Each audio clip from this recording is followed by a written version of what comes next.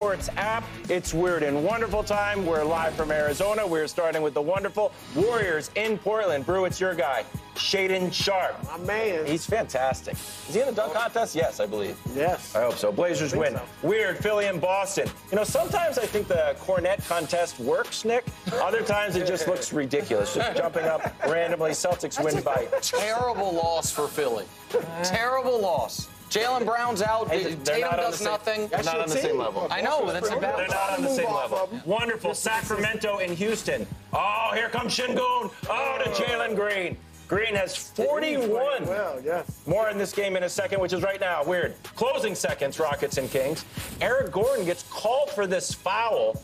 De'Aaron Fox makes his free throws, has 31 on the night. Rockets lose, and Eric Gordon goes to the Lakers. Right, that's his last play of his Rockets career. So you know what? You're going to call that? I'm out of here, but he did help the Rockets lose, so that was part of the goal. And finally, the wonderful Clippers trying to come back against the Mavs. Kyrie.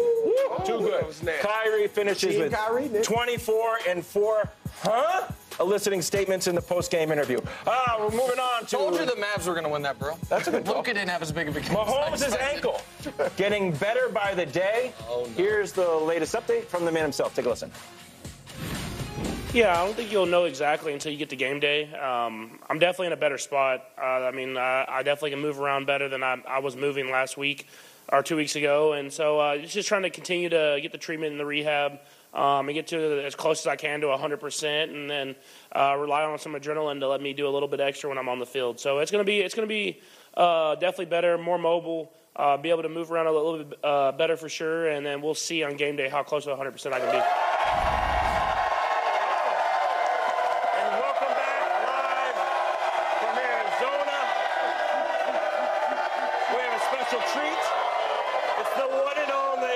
It comes down. Get ready. Back. It's the one and only Michael Vick, everybody.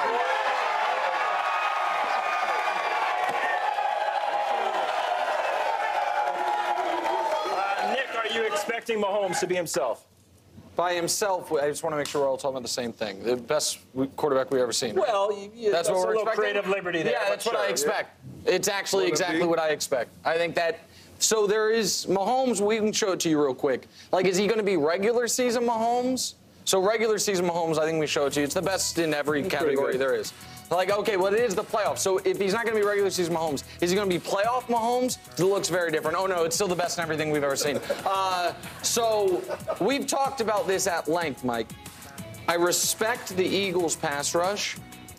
I don't necessarily respect the Eagles' overall defense as much as the rest of the media in this light. Good quarterbacks have lit them up. They haven't played many of them, but Goff put 35 on them. Dak put 33 on them or 40 on them. Aaron Rodgers put 33-plus on them. The one good quarterback who they shut down was Trevor, and he turned the ball over 5 times in that monsoon. They almost, it flooded out the Jacksonville area. I watched the game. So I just don't know, Mike, if this Eagles defense is ready for the test Mahomes is going to present to him. And I think Mahomes is going to look healthy, and I think he's going to look brilliant. Well, one, any defense, and you're talking about 2 of the better defenses in the National Football League, you're allowed to have a game or 2 off. Sure. And so, you know, Dak had a good game against the Eagles defense, and sometimes you need to have those games and have them flaws exposed so you can know how to turn it around, you know, a couple weeks later, or if it's playoffs or what have you. You know, they're always going to bring pressure. They're going to get pressure with their front four. That's what they do. That's what they lean on. And even with the Philadelphia Eagles, you look at the second-level linebackers, you know a couple guys in the secondary, obviously Slay and Bradbury, but they get it done up front. Everybody else is just the beneficiary. I think what has to happen is, you know, Patrick's going to get the pressure. He's going to have to move. He's going to have to be a little mobile than what he did against Cincinnati. And I think it's possible because he's healing each and every day. He's getting better each and every day. When you have an ankle injury and you play with it, you know, 2 or 3 weeks later, as you go on, you continue to get stronger. Your ankle continues to get stronger. So I had that happen to me in college my first year. And as the weeks went on, I just got better and better, stronger and stronger. So I think Patrick's going through that right now. I think he's going to be great. I think Mahomes, I'm with Nick on that. Nick didn't show the Super Bowl numbers. Super Bowl Mahomes hasn't been great yet. Just one Super Bowl but this MVP, time, sorry. Well, I mean, 2 touchdowns, 4 interceptions. I'm just saying. All right, but I think he'll be fantastic on Sunday. One, I think they'll protect him, Mike, because and Nick downplays how good their offensive line is. I know the Eagles have a great pass rush.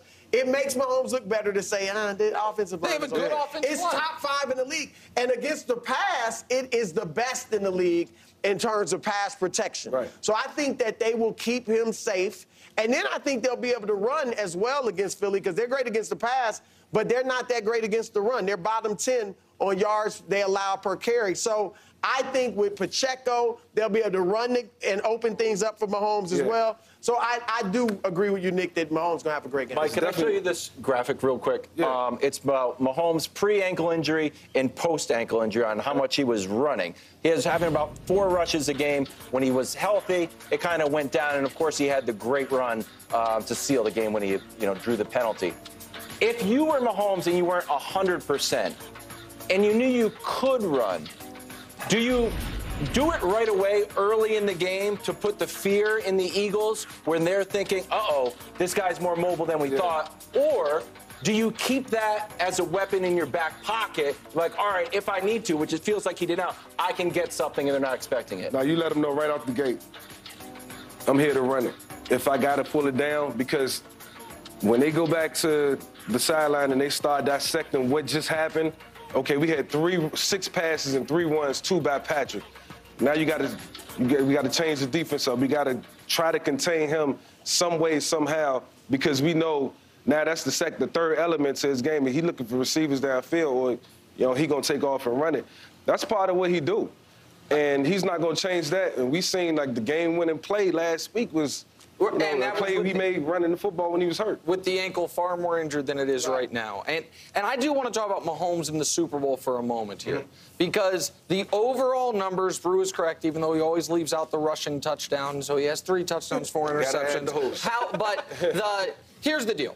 Mahomes has played in 2 Super Bowls. In one of them, it's so weird. At the end of it, everybody voted on who was the best player of the game, and he won that award. So I would say in one of those Super Bowls, he must have been okay because he literally got the MVP of the game. Right. The other Super Bowl, his numbers were terrible. It was the worst statistical performance of his career. Why did it happen? No offensive Because line. the other team, the Chiefs had an offensive line issue, and the other team's pass rush annihilated the Chiefs. So in that regard, the Chiefs have been preparing for this exact situation for 2 years. They lost a Super Bowl when they were the defending champs, a team that lost 1 game all regular season that Mahomes didn't sit out, as the best team because they couldn't keep Mahomes upright. They've had 2 years to upgrade the offensive line, 2 years to make sure that if they were in this situation again, they would have a plan. Not just personnel, but the old Andy Reid screen game coming out. Different things you can do to neutralize the pass rush. And that's one of the reasons that I'm so confident this week is this is the exact path the Bucs took to beating the Chiefs. I think they've learned that lesson. Nick been doing this research because, I mean, when you look back at that game, that last Super Bowl that they lost, it was all because of what happened in the interior. And Andy, the one thing he will do, he'll give the opposition credit up front. He knows that, look, they got a spectacular defensive line. But what he's going to do, he's going to negate that. I've been a part of a lot of game plans. My first game with Andy was versus the Detroit Lions. They had Adama Suh when he was young, Kyle Vanden Bosch and Cliff Averill, and they was a force to be reckoned with. And we did some things within the offensive line, got the ball out, and we was able to have a successful game. Should have run that play with an Ndamukong Suh plan against the Bucs when you did that, because I saw him. Ndamukong Suh was literally punching Mahomes in the face. Maybe he'll decide to go. Bad news, he's on the Eagles now. Coming up after the break, should Jalen Hurts be the Super Bowl MVP favorite? We discuss next. First things first. Yeah!